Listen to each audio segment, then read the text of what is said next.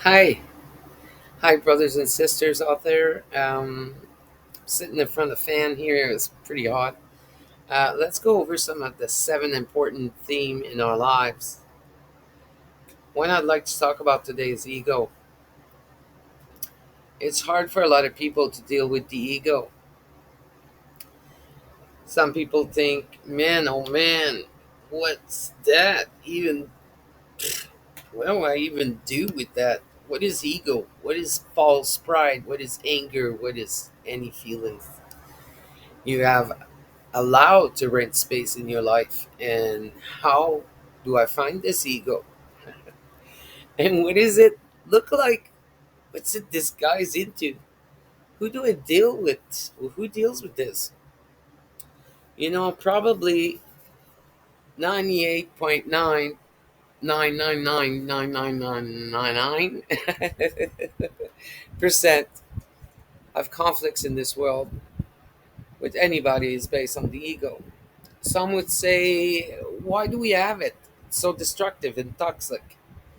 Why even if it is doesn't serve a real purpose? Well, there's a creation story on these elements that baffles us. But to shorten it a bit, here it is. Ego was gifted to us at birth for the purpose of self-preservation. If you don't breathe, you die. Then it was, if you don't get fed, you die. And then it evolved depending on your upbringing. Not to blame your parents or the parents. No, no, let's not go there. It's because we really get only what we're able to be gifted with. Our parents, they gave us what they knew and not what they probably have learned now these days that we're learning for ourselves today. So there is no blaming game going on. What I'm saying here is that the evolution of the ego can only be put in check if we put love and forgiveness to ourselves and bring it home. Bring it home for the look see. Take a deep dive. Right now, start talking to yourself, your little self. The one that wants shit and the time, all the time from you to cover your tracks. Where does it hurt? And what part of this is mine and what isn't? And my reaction to it and their reactions. And how much do I want to invest in renting space in my head, in my spirit, in my heart? And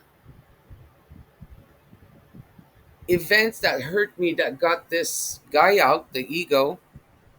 Ego, may you be replaced with courage. The courage to go the extra mile with yourself. You're the most important person in your life. And if you don't, they'll eat you alive. Have the courage to take the leap in being you. Trust yourself and forgive yourself and make a conscious decision to change things that baffles you. Let go. You're not in charge. Be humble. Have humility. Those are not hard tasks. When you see yourself slipping, catch yourself and then redirect your course. Be generous to others. That shit carries a karmic attitude. Generosity has to come from the heart and without pride or greed or expectations.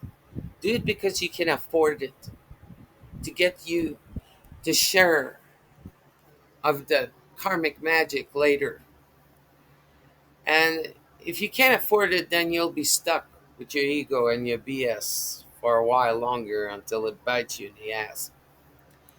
Practice generosity without expectations, with your gesture to others, with money, with family. Be generous to others. That's a good practice to start. Understand the ego. It's going to help you. Have the courage to be vulnerable. Don't worry about it. Let go just for 5 minutes until you fully understand how magical it is to be you in your truth. In our truth, we find real people. In our truth, we attract omens. You're the omen. of your own destiny. I'm just here to help and remind those that know this stuff to get back on track. You know how to do this. I know we fall short sometimes. We go back to those ways, and anger comes creeping in instead of telling our truth and saying what's really in our hearts.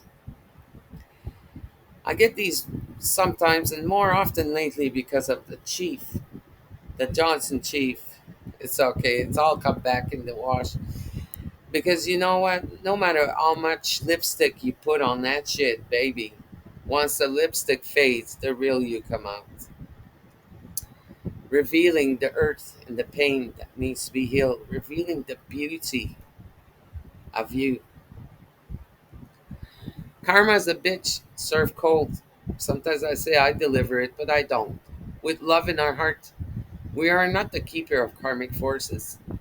Those who walk the path that leads to lies and deceits are carrying that with them, and those who are walking in peace will receive a karmic debt repaid to them. Walk softly on sacred earth, Mother. She is our provider and our teacher. That means look after the heavy shit, but do it gently. We don't need to agonize to heal ourselves. We don't need to beat the shit out of ourselves. One little bit at a time. And smile. As soon, I promise, you'll wake up in the morning, you'll feel good about yourself. And the journey already started.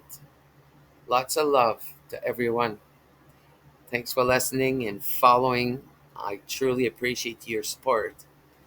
Talk soon.